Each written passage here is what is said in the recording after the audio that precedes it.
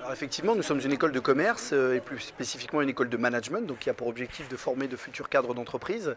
C'est important que nos étudiants aient une connaissance globale de l'ensemble de leur environnement, de leur écosystème, si j'ose dire. Et c'est écrit dans la signature de l'école, savoir-être pour agir avec sens. L'idée est de passer par la responsabilisation de personnes avec de futures responsabilités, justement, pour qu'ils puissent avoir cette sensibilité globale et au-delà de l'aspect managérial et de l'école de commerce, c'est justement avoir cette connaissance globale qui leur permet d'interagir avec leur environnement et d'avoir une certaine ouverture sur le monde.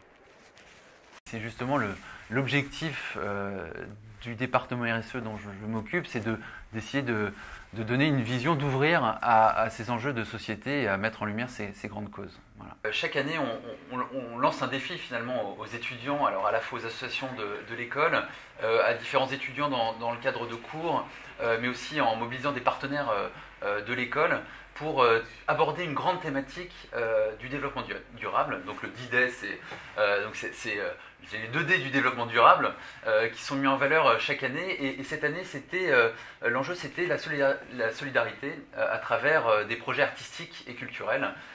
Comment l'art devient solidaire. On a d'un côté le talent d'un photographe, de l'autre côté l'humour, et ils se sont mis ensemble pour justement faire des photos avec un regard un peu différent sur les sans-abri, en mettant des pancartes humoristiques qui permettaient de mettre un peu en perspective et donner un nouveau regard en fait sur leurs conditions. Mais ces pancartes, elles n'ont pas été réalisées ex nihilo de leur côté. Non, c'est en discutant avec les sans-abri qu'ils ont rédigé ces pancartes et qui envoyaient un message fort à la fois sur leur situation, mais aussi un décalage entre leur situation et effectivement des éléments à la fois dans l'actualité. Voilà. Le EG Management School a donc cette sensibilité par rapport à tout l'aspect social et entrepreneurial, puisque nous avons une chaire en Entrepreneurship and Sustainable Business.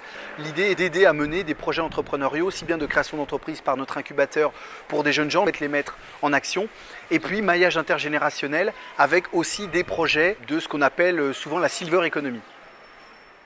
Alors qu'est-ce qui nous a particulièrement plu dans la stratégie des trophées solidaires? C'est qu'à la fois vous avez dans l'humanitaire des projets, comme on l'entend au sens large du terme, des projets humanitaires à l'international, c'est aussi des projets de proximité.